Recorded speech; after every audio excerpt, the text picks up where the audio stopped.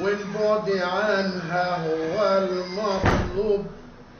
دي تودي النار تودي النار تودي النار، الخطية بتودي النار وبعد عنها بتودي النار.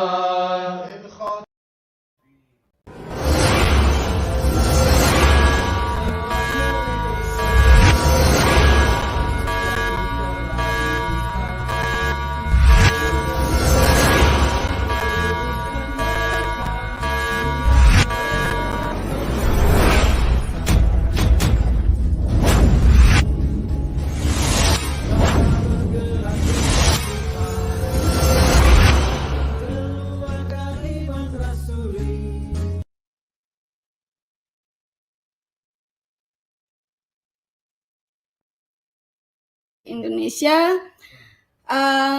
Kali ini acara khusus ya, promosi buku dari Pak Inyo Manis. Ini masih pre-order ya, judulnya adalah Membungkam Bidat-Bidat, yang pre-order nih.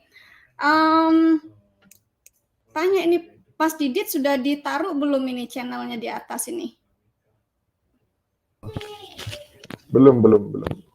Saya nggak bisa login, langsung aja Bu, lanjut aja. Oke, channelnya apa sih? Malikil Amalak bukan? Didit Juli. Berarti nanti diambil aja dari salah satu ini ya. Ini soalnya di sini belum ada, ini belum naik. Yo, nanti aja re-upload. Iya. Silakan Pak GP, Pak Gracia Pelo, ya, atau yang dikenal dengan nama Inyo Manis. Kita kabar gembira ya untuk teman-teman apologetik, untuk lebih belajar ya bagaimana kita membungkam bidat-bidat, karena bidat-bidat itu bukan hanya di luar Kristen, tapi ada juga orang bidat-bidat yang mengatasnamakan kekristenan ya, yang menyelip sana menyelip sini, dan orang awam itu kurang mengerti perbedaannya antara Kristen yang Trinitas, Kristen yang sesungguhnya dari rasuli, dari iman rasuli, dari rasul-rasul kita sebelumnya, dari bapak-bapak gereja ya.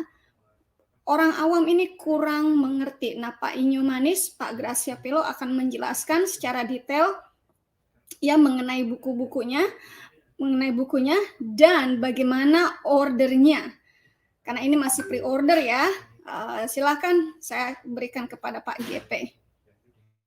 Oke, shalom. Terima kasih Bu Lindsay dan teman-teman yang hadir di stream ya malam hari ini.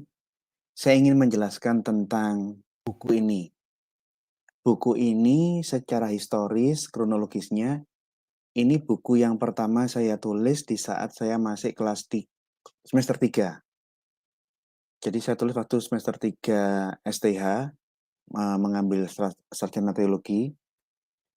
Tapi karena tanda kutip kesibukan dan yang lain-lain, buku yang saya sudah tulis bertahun-tahun yang lalu ini baru terbit sekarang.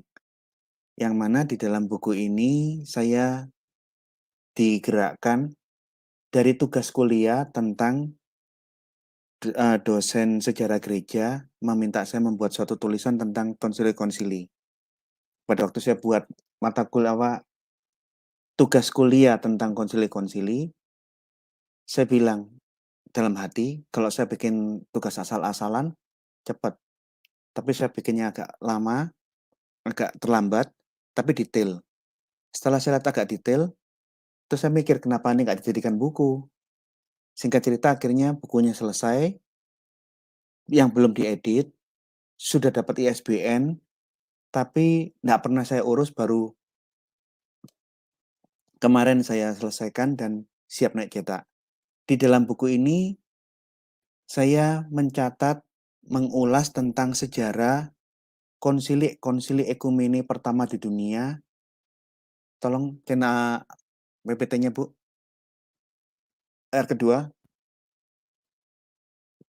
Lanjut. Ya, lanjut. Lanjut, sejarah konsili-konsili pertama di dunia. Lanjut, saya ulas per kronologis dari pertama konsili Nikea 325, baik pra-konsili, bagaimana ada konsili di Alexandria, konsili lokal yang menolak Arius, konflik yang terjadi sebelum tahun 325, semakin membesar, sampai konsilinya, keputusan-keputusan kanon-kanon konsili, plus kredo konsili Nikea, plus sejarah pasca konsili Nikea. Saya tulis lengkap. Kemudian konsili Konstantinopel, lanjut, 381. Konsili Efesus, 431. Dan konsili Kalsedonia. Nah, semuanya ini saya tulis baik secara historis. Lanjut lagi.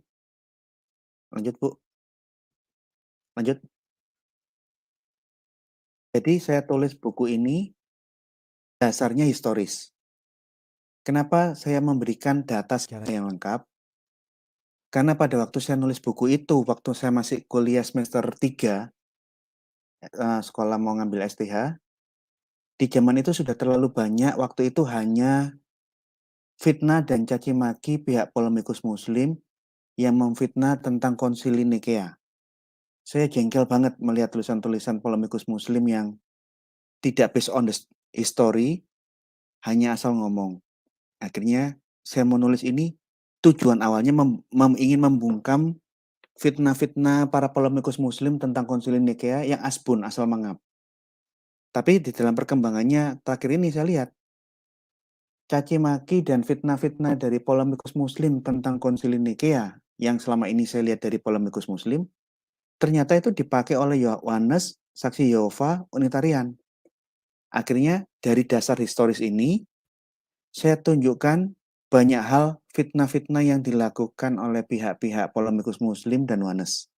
Kemudian lanjut, saya mengkaji tentang masalah dogmatika. Kenapa aliran ini seperti Arianisme yang mengatakan Allah pernah tidak punya firman ini kenapa dianggap sesat? Kenapa contoh pada waktu konsili Efesus, Sabellianisme yang menyamakan ousia, wujud Allah yang esa itu disamakan dengan firman Allah disamakan dengan hayat atau roh Allah. Kenapa ajaran Sabellianisme atau yang dikenal saat ini sebagai Oneness dinyatakan sesat? Saya gali tulisan-tulisan bapak-bapak gereja yang menjelaskan kesesatan masing-masing bidat yang ditolak dalam konsili, termasuk apologetis.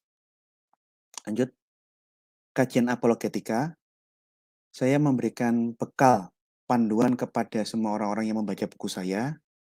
Selain tahu, secara dogma, aliran-aliran yang mengatakan Allah pernah tidak punya firman, atau aliran yang mengatakan bahwa Allah pernah tidak punya Roh Kudus, tidak punya hayat, aliran yang mengatakan antara wujud Allah dengan firman Allah dan roh Allah itu semua sama, itu sesat. Dan bagaimana berapologetika berdasarkan ajaran rasuli. Plus, yang terakhir, bagian ke yang belakang, angkat lagi Bu. Sekalipun saya tulis ini seperti ini, kalau ada hal-hal yang bisa saya angkat sebagai paralelisasi diskusi kajian Islam Kristen, di dalam buku ini banyak kajian-kajian perbandingan agama. Jadi bukunya ini ya historis, dogmatis, apologetis, dan perbandingan agama. Lanjut.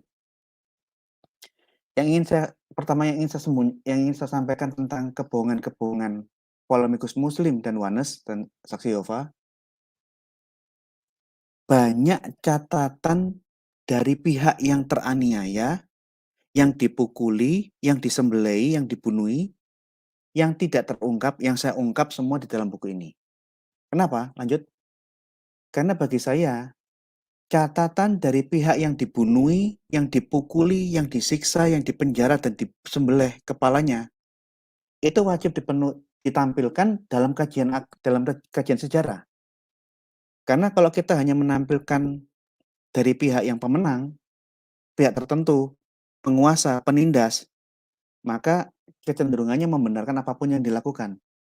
Tapi kalau kita tampilkan semuanya, pihak yang membunuh orang-orang Kristen pasca Konsili Nikea, yang memukuli, yang menyembelih, memenggal, ditampilkan semua, lanjut, maka ini akan menjadi kajian sejarah yang fair. Lah pertanyaannya, buku ini belum terbit, masih pre-order, tapi saya sudah sampaikan di Facebook. Yang menarik, kok ada, lanjut, kok ada pihak-pihak tertentu yang marah-marah, yang sewot dengan buku yang akan saya terbitkan. Kenapa marah-marah? Lihat, lanjut.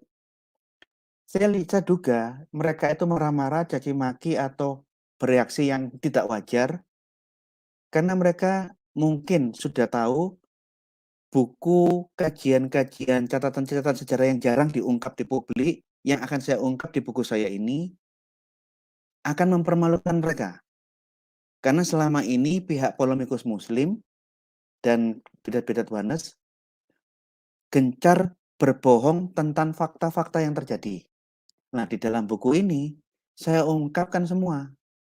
Oleh karena itu, saya rasa wajar pihak polemikus Muslim dan bidat-bidat Wanes saksi Yehova kebakaran jenggot kayak orang jalan kepang trans kesurupan. Lanjut.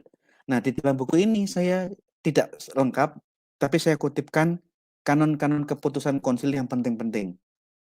Jadi selain catatan historis, data-data kanon-kanon konsili saya tunjukkan.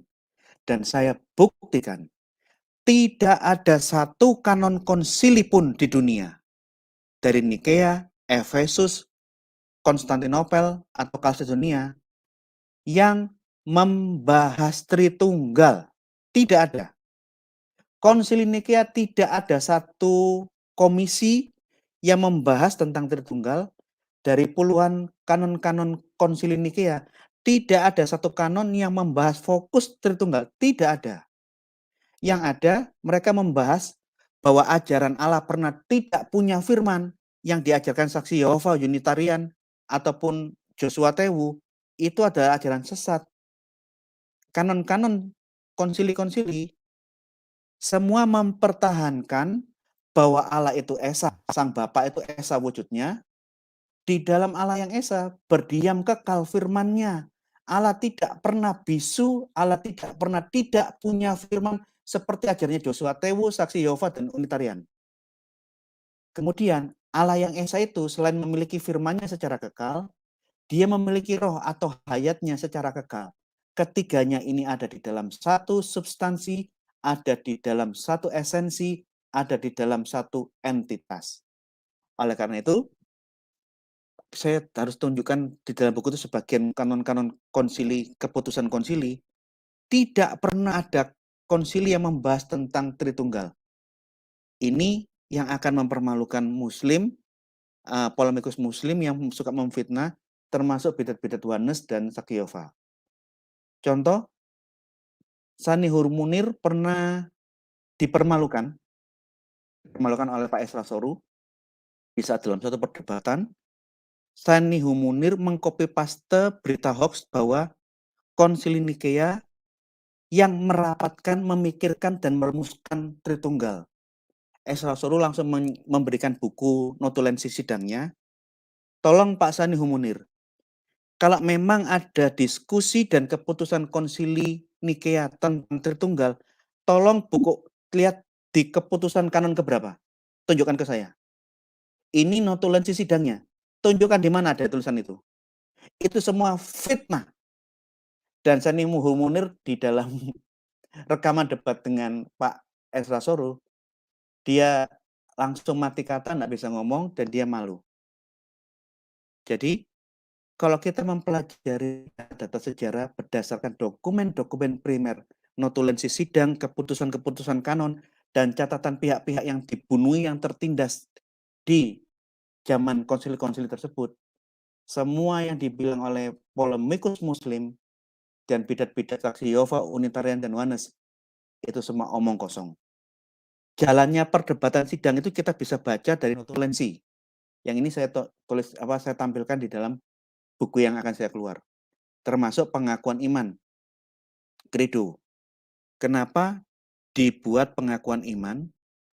Ini bukan merumuskan iman yang baru, tapi menegaskan bahwa Allah yang disembah orang Kristen seperti yang tertulis di dalam Alkitab. Dia Esa dan dia satu dengan firman dan rohnya. Lanjut Bu, pengakuan iman. Lanjut. Jadi yang saya lihat di dalam, lanjut lagi. Yang saya lihat di Facebook ini menarik. Dua pihak yang celometan, yang maki-maki saya, padahal bukunya aja belum terbit, mereka aja belum baca. Itu kelompok polemikus Muslim dan Wanes. Lanjut.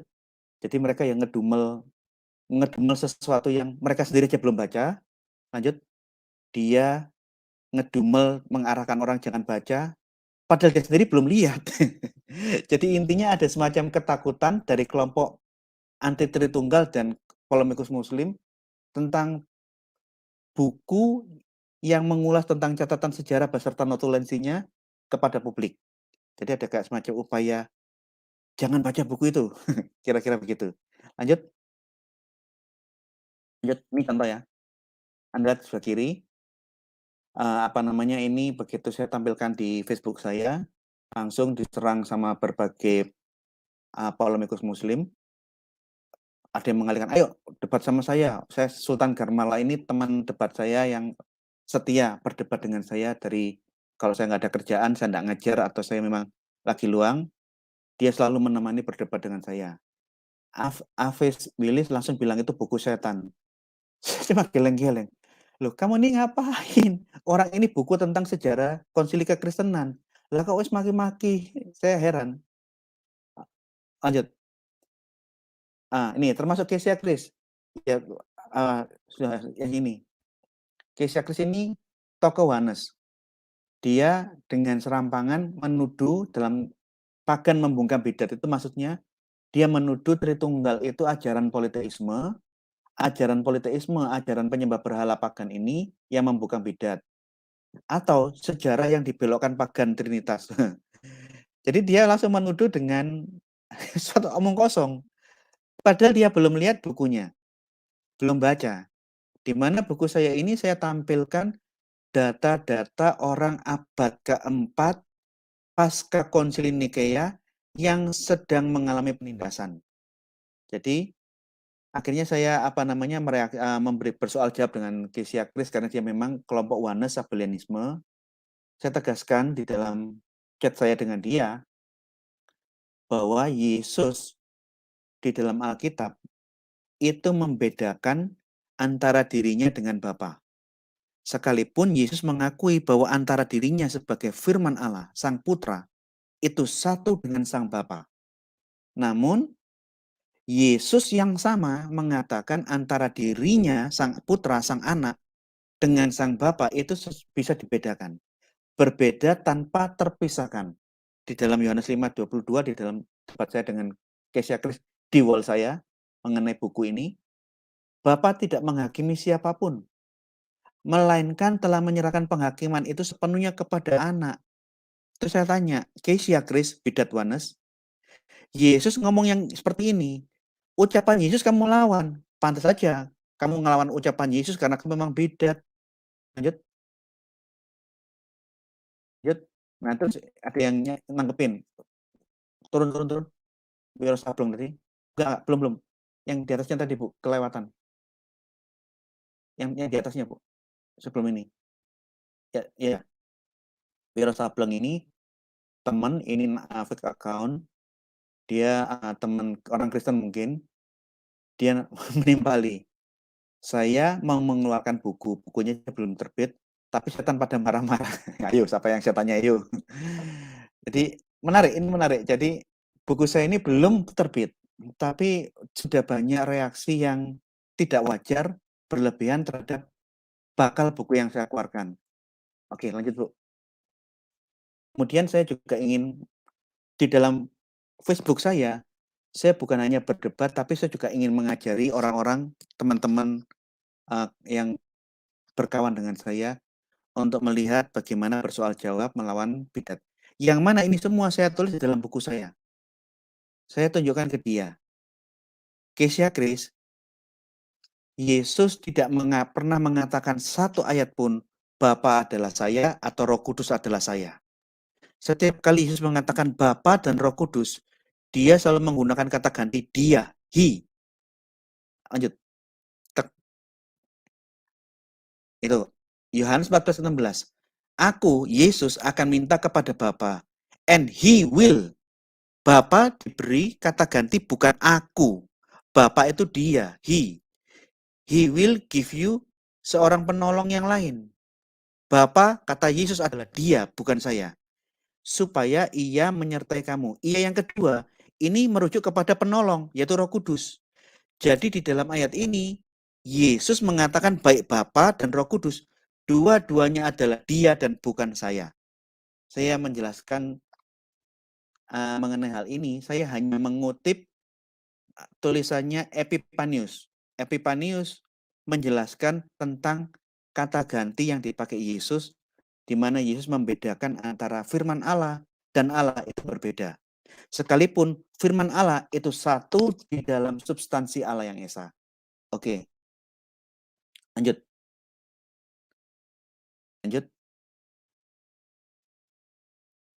Yesus tidak pernah mengatakan Bapa adalah saya.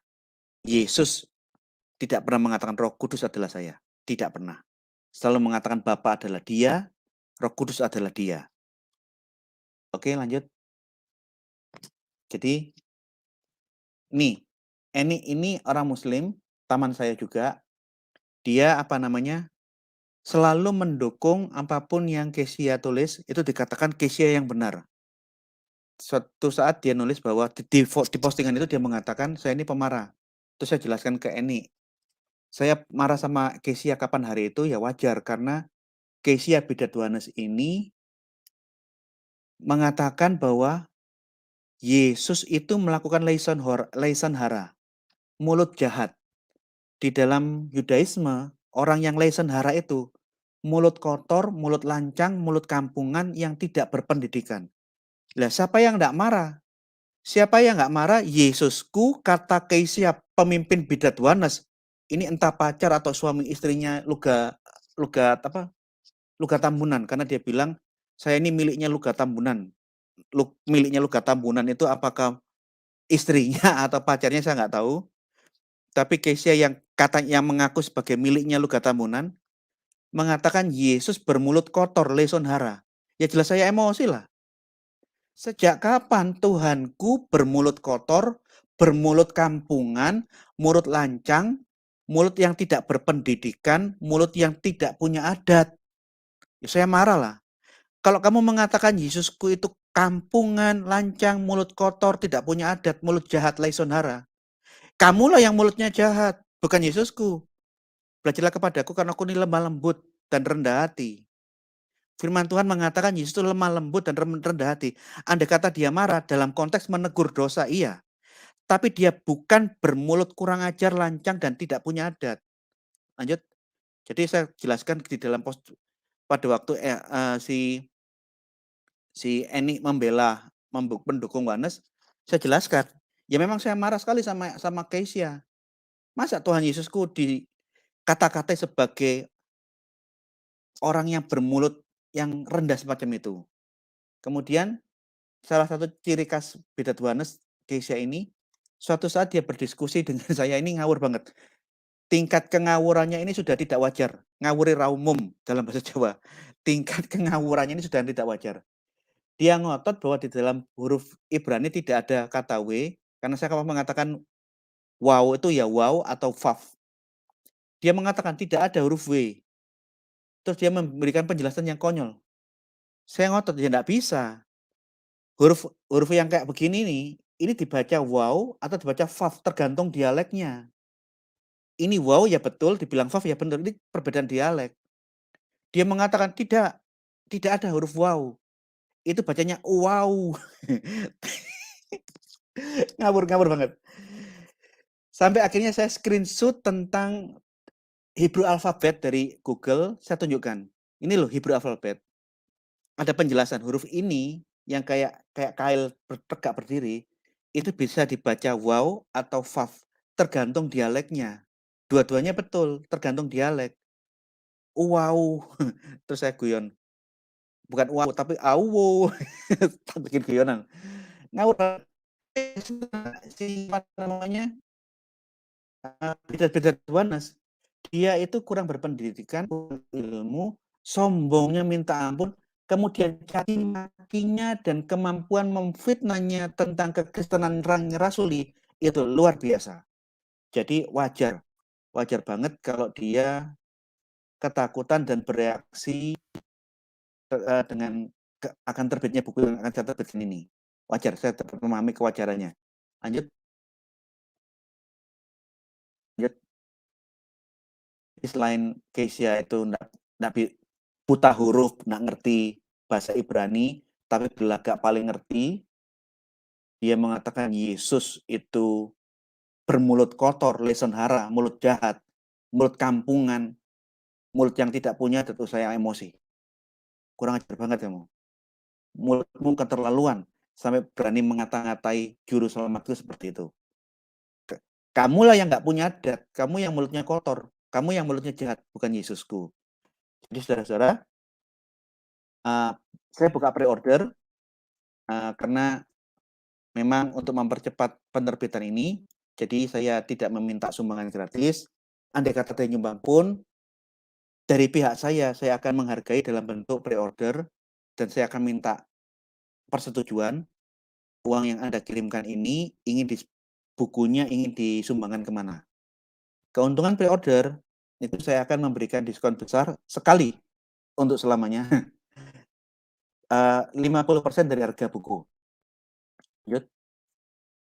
Setelah pre-order, kita akan balik ke harga normal atau harga maksimal seperti harga penjualan buku di toko buku. 25% maksimum paling besar. Jadi, andai kata ada yang ingin memanfaatkan ada program pemesanan pre-order, segera join di pemesanan pre-order. Harga pre-order belum termasuk ongkos kirim. Ongkos kirim nanti ditentukan setelah bukunya cetak, berapa gram, dan di mana alamatnya baru kita tentukan. Lanjut, boleh. Pre-order saya buka paket supaya mudah. Satu paket isinya 30 buku, jadi bisa disumbangkan, dibelikan untuk institusi atau gereja SCT. 30 buku setara dengan 1.500.000 bisa didaftarkan untuk tertib administrasi di satu link. Atau kalau mau transfer langsung ke saya boleh, ini nomor rekening saya. Misalnya beli satu paket 1.500.000, Rp45 ada 45 yang terakhir. Kemudian bukti transfernya kirim ke saya, berikan alamat, begitu buku terbit saya akan kirim ke Anda. Lanjut. Tapi setelah kita diskusi, teman-teman yang mengoperasikan satu link membuka pemesanan pre-order personal. Tapi caranya ya personal 1-2 orang yang ingin membeli secara pre-order harus daftar di satu link supaya ada kontrol administrasinya tertib. Yang jelas pemesanan eceran, pesan 2, pesan 4, pesan 5 belum termasuk ongkos kirim. Lanjut. Ini contoh. Lanjut. Ini rekapan dari salah satu organisasi. WAFM sudah pesan 30, belum. Jangan lewat. WAFM pesan 30, ini mau pesan lagi yang kedua. GBI dari Jakarta pesan 30, ada pihak dari Bandung sudah pesan 30, yang lain ini perorangan. Ini satu organisasi, masih belum organisasi yang lain. Ini semua dikumpulkan di satu link yang secara sistemik sudah terdata, sudah terorganisasi. Jadi yang perorangan pun akhirnya diakomodir dengan catatan daftar dan kirim uangnya melalui satu link. Oke, lanjut. Ini lanjut. Nah, untuk masuk ke satu link, Anda bisa lihat catatan linknya di sini. Anda bisa pilih paket atau perseorangan dan arah harus kemana, semua ada di dalam satu link. Satu link memudahkan kita untuk menertibkan administrasi supaya jangan ada yang kelupaan atau yang tersingsal-singsal. Singsal-singsal bahasa Indonesia apa ya? Yang tersingsal-singsal bahasa Indonesia itu yang kelupaan lah, yang kelupaan. Kira begitu. Jadi ya inilah mengenai pre-order bakal buku yang akan saya terbitkan. Sedikit info bukunya ya isinya tentang itu. Kalau kepingin tahu ya segera nanti setelah terbit silakan baca.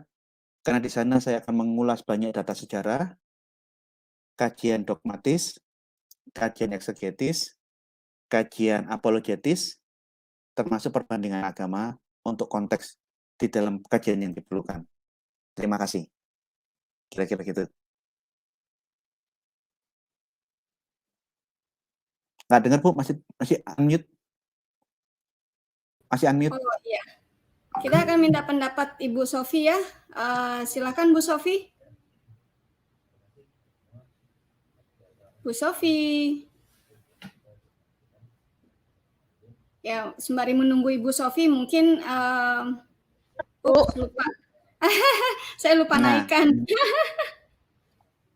Silakan Bu Sofi. Ya, selamat untuk Pak Gracia Pelo. Saya harap bukunya laris. Tapi justru bagus sih Pak kalau ada semacam sentimen negatif ya dari Muslim. Biasanya kalau ada sentimen negatif gitu, jangan baca bukunya begini-begini. Udah ada suara seperti itu, bisa orang makin penasaran Pak GP. Kalau saya digituin malah makin penasaran. Ada apa sih? Kenapa nggak boleh baca kan gitu? Justru makin laris. Ya, gitu. Ya, itu dampaknya sih seperti itu. Cuma geleng-geleng aja. Kamu lo belum tahu apa yang saya tulis.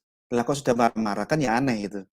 Atau mungkin mereka punya pengalaman buruk dari buku-buku yang sudah saya terbitkan yang berpengaruh di kelompok mereka mungkin. Mungkin dari pengalaman masa lalu dengan buku-buku yang saya terbitkan, tiba-tiba kalau saya terbitkan buku yang baru, langsung rame-rame buku setan. Jangan baca buku ini wis karo-karo. Betul. Iya. Malah dibikin begitu makin penasaran, Pak. Mestinya Muslim harus baca ini.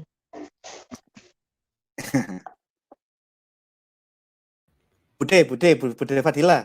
Terus pun Bude. Ya. Jadi Pak D. Itu aja Ibu Sofi. Ada lagi? Ya, harus beli ya, harus pre-order ya. Pokoknya teman-teman apologetik mesti wajib order. Ini wajibnya wajib ain ini. Fardu ain. Fardu ain ini ya. Ya Ibu Dila, setelah itu Mas Didit. Oke, sebelumnya selamat dulu untuk Pak D, bukunya mantap. Saya pesan satu, pokoknya Pak D ya.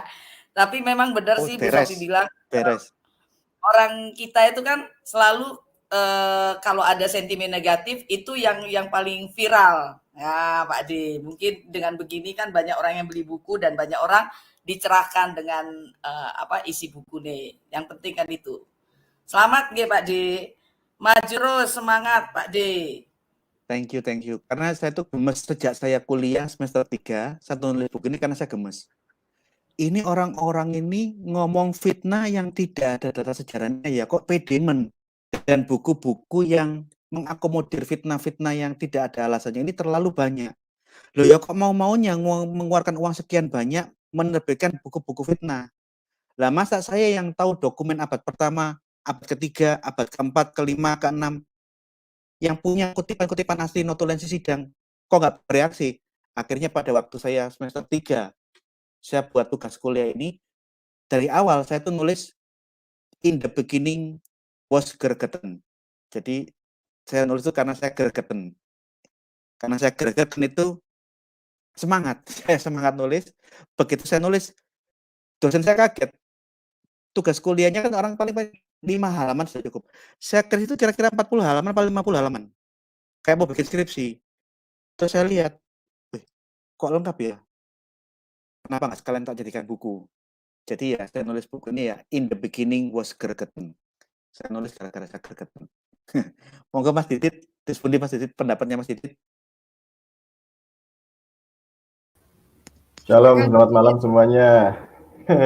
Mas. Ya, selamat buat Mas Gracia. Saya senang karena buku ini belum keluar, saya tanya udah kepanasan duluan. Ya, saya sarankan Bapak Ibu beli ya, karena buku ini bagus untuk membungkam bidat-bidat. Karena kalau Bapak Ibu baca buku sejarah gereja awal, itu semuanya dalam bahasa Inggris dan tebal-tebal. Nah, ini sudah disajikan dalam bentuk matang oleh Pak GP, dan bagi saya 100.000 itu murah sekali lah. Mendukung pelayanan Pak Gracia Pelo. Jadi buku yang baik ini untuk bekal Bapak Ibu untuk berapologet, apalagi berapologet dengan oneness ya. Lucu sekali mereka itu. Jadi ya, terima kasih. Itu dari saya. Ya, Thank you, benar. thank you. Oneness itu sebenarnya lucu-lucu ya. Kan ada pertanyaan di Iya, iya, WhatsApp saya tadi. tapi tenang aja Pak Gracia Pelo, karena survei itu membuktikan kabar buruk itu lebih cepat 8 kali cepat menyebar dibanding kabar baik. Video saya tuh kalau yang pengajaran-pengajaran gitu yang nonton cuma 400 Pak, tapi kalau yang negatif wah yang seru-seru gitu tuh wah puluhan ribu tuh yang nonton. Tenang aja Pak. Terima kasih Bu Sofi. Ada juga orang-orang Muslim, teman-teman debat saya tuh punya teman akrab dalam pengertian teman debat yang kalau saya nulis apa tuh direaksi di debat sama orang Muslim. Dia mengatakan, loh Pak Gracia sekarang jualan buku yang gila nih. Intinya dia itu melecehkan nulis apa yang saya tulis. Saya bilang ya, saya nulis buku ini saya nggak maling. Saya menuangkan pemikiran apa yang saya tahu, kebenaran-kebenaran dalam buku saya. Saya nggak maling. Kenapa saya harus malu? Malah aneh. Kamu kok merendahkan apa yang saya tulis, padahal kamu baca pun enggak. Malah saya merasa aneh. Kamu baca aja lo enggak ngerti. Enggak ngerti isinya loh. Kok sudah merendahkan orang nulis buku. Bagi saya sih saya nulis buku, andai kata untungnya enggak terlalu banyak pun, saya puas karena saya sudah mendokumentasikan apa yang saya ketahui, kebenaran di dalam dokumen tertulis. Ini akan langgeng dibaca siapapun, generasi kapanpun. Oke, terima kasih atas dukungan teman-teman. Doakan supaya malah saya tertarik gara-gara saya dihina karena saya seakan-akan beralih profesi sebagai penjual buku. Saya sekarang malah tertantang karena kasihkan saya ngajar tuh banyak sekali tema-tema yang bisa saya jadikan buku yang belum sempat saya tulis. Akhirnya saya mikir, apakah saya harus berhenti sejenak, bukan meninggalkan dunia YouTube, tapi apa yang sudah saya ajarkan, saya akan tuliskan, saya rangkumkan lebih detail dalam buku-buku cetak. Ini ada satu pemikiran ya gara-gara saya dihina oleh salah satu polemikus Muslim di Facebook saya. Ya, terima kasih. Oke, Bagi baik saya teman-teman. Oh ya, Mas Didi, sorry. Silakan. Kalau menurut saya lebih baik jualan buku, ada manfaatnya, ada sesuatu yang dibagikan bagi orang lain daripada jualan kaos atau jualan harga diri. Itu aja Pak GP. Aku pakai guyus. Maksudnya jualan diri gitu, Mas Didit. Ya, betul. Yang enak tuh jualan kaos itu loh, Bu Linci. Aku jualan kaos loh, Dit, kon nyindir aku, Dit. Oh, saya membeli pelanggannya Pak D loh, aku baju kaos. Nah, maksud saya kan bukan nggak baik, tapi kan lebih baik jualan buku daripada kaos gitu. Iya. Thank you, terima kasih. Ya, kita akan promosikan sekali lagi ya pre-ordernya. Oke, bentar.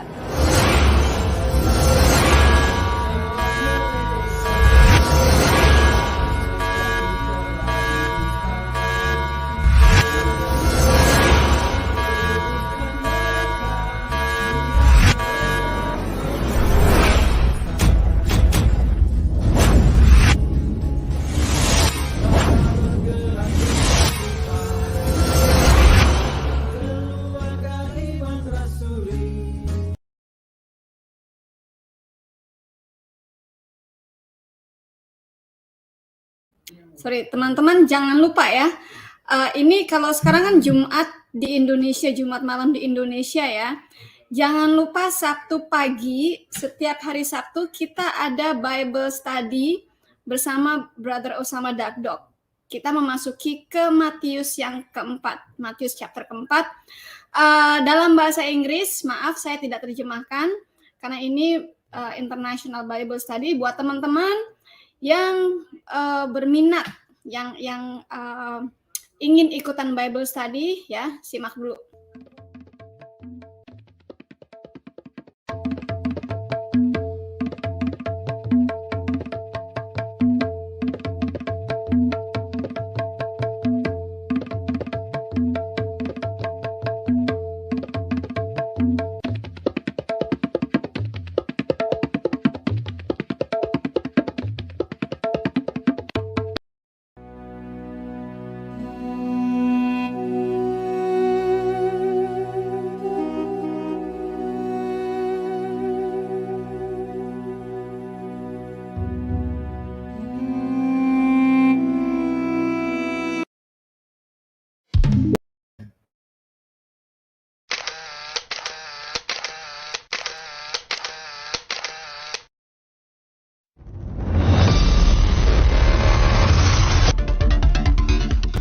Usama Dakdok, seorang apologet Kristen kelahiran Mesir yang fasih berbahasa Arab, memberikan tantangan debat kepada ustadz-ustadz atau ulama-ulama Indonesia, berkaitan dengan kekristenan, Alkitab, Islam, dan Quran.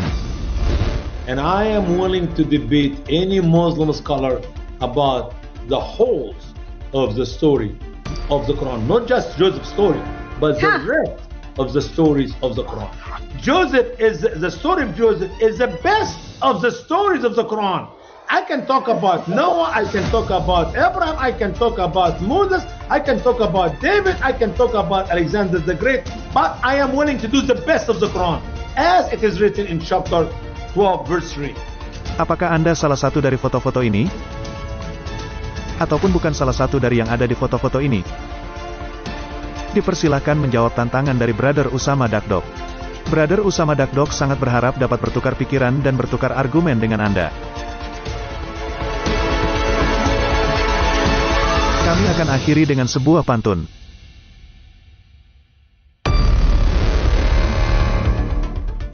Segera hubungi nomor yang tertera untuk membicarakan lebih detail tentang waktu, topik, format, dan hal lainnya.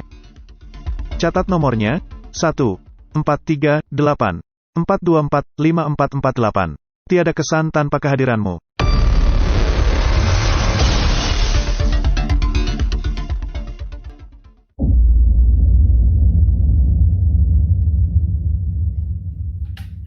Oke, baik. Ini ada Pak Rocky dari KIR. Ada yang mau disampaikan Pak KIR mengenai buku Pak GP yang pre-order? Silakan Pak Rocky. Halo Pak Gracia. Halo Bu Sophia, Bu Linsi, dan ada Mas Didit nih. Idola saya nih. Halo. Mas Didit. Salam Pak Rocky. Saya sering tanya-tanya nih sama Pak Gracia di Telegram. Saya mau rekomendasiin juga sih bukunya Pak Gracia, karena saya pertama udah beli yang seri yang Apologetika yang jilid 1 dan 2, itu memang sangat-sangat bagus karena banyak referensi yang dikasih di sana. Jadi nggak cuman tulisan tapi tanpa referensi. Dan saya pikir untuk yang buku ini yang akan launching juga, pasti Pak Gracia kasih referensi yang baik buat kita. Nah ini kekuatan dari bukunya Pak Gracia itu ini.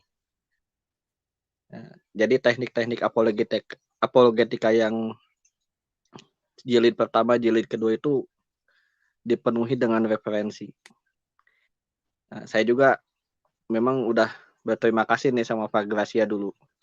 Karena saya waktu itu beli bukunya di Tokopedia, saya beli 1 paket, dan Pak Gracia kirim bonus 6 buku seri ini, yang jilid keduanya. Secara gratis, ongkos kirim pun dibayarin lagi. Waduh ini, dan saya akhirnya bisa kirim ke Jakarta, kirim ke teman-teman yang di Cianjur juga. Saya di Cianjur, kirim ke teman-teman sekitar. Jadi berguna banget. Mungkin saya yakin kalau Pak Gracia yang bikin buku, hasilnya dia balik lagi untuk pelayanan lagi. Ya, saya salah satu orang yang diberkati sama pelayanan Pak Gracia. Nah, jadi sama Pak Anton, sama admin-admin KIR yang lain pun saya langsung pesan, biarpun saya cuma pesan satu dulu dan ikut pre-order lewat admin KIR ya. Ini Lewat satu link. saya benar-benar terima kasih ya. Jadi jangan ragu buat klik yang satu link untuk pre-order itu. Kalau memang seperti saya yang cuma bisa beli satu, nggak ada masalah. Ikuti aja petunjuk di sana, pilih yang nomor 2 yang di atur sama admin KIR, dan itu yakinlah bukunya bagus dan baik sekali. Itu aja sih, makasih. Oke, buat Ya, tapi teman-teman yang menyimak, mungkin yang jarang nonton KIR ya, atau jarang nonton video-video KIR, yang dari Ibu Sofi, yang di channel Ibu Sofi, yang di channelnya Ibu Fadila, dan di Facebook ya, teman-teman bisa menghubungi admin masing-masing, atau bisa juga menghubungi admin WAFM. Bentar, saya ambil nomor telepon dari admin WAFM, bisa menghubungi ke situ, dan bagaimana ordernya ya. Ini tolong Pak admin ditampilkan dong nomor teleponnya. Ini banyak banget sih bannernya, saya bingung. Oke, ini dia. Oh, sorry. Nah, gimana sih? Nah, itu dia. Bolak-balik klik. Jadi bisa silakan hubungi ke admin WAFM di 1-438-424-5448 ya. Dan di setiap kali acara kita juga menerima permintaan doa untuk didoakan ya, di nomor WA 1-561-287-6097. Dari setiap acara yang kami tampilkan, kita juga menerima permintaan doa. Oke, baik, terima kasih. Mungkin kesan terakhir dari Pak GP sebelum kita close, dan kita akan minta Ibu Fadila untuk mendoakan suksesnya launching buku ini. Silakan Pak GP, setelah itu Ibu Dila. Pertama saya ingin menanggapi, waduh, Rocky sudah nggak ada. Harusnya apa yang saya berikan jangan kamu sampaikan secara terbuka, karena yang lain nanti minta sama saya gratis. Tapi by the way, selama saya punya berkat, saya akan support kemana-mana. Jadi saya punya komitmen, kalau saya punya ada dana berkat untuk misi, saya kirim buku-buku yang saya tulis untuk mensupport penginjilan di berbagai daerah, dan itu sudah saya lakukan. Tapi kalau andai kata saya memberikan WhatsApp kepada teman-teman penginjil di luar pulau, Pak Gracia, apakah bisa dikirim buku sini, saya perlu gini nih.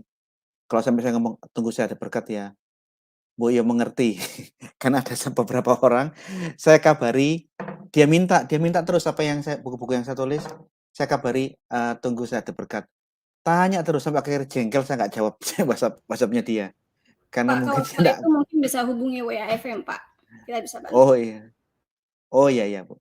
Jadi intinya kalau Anda memang memerlukan, saya akan bantu. Selama saya ada berkat, saya akan beri. Memang yang dibilang Pak Rocky, memang saya sudah membaktikan diri saya ini untuk menginjil dan mengajar.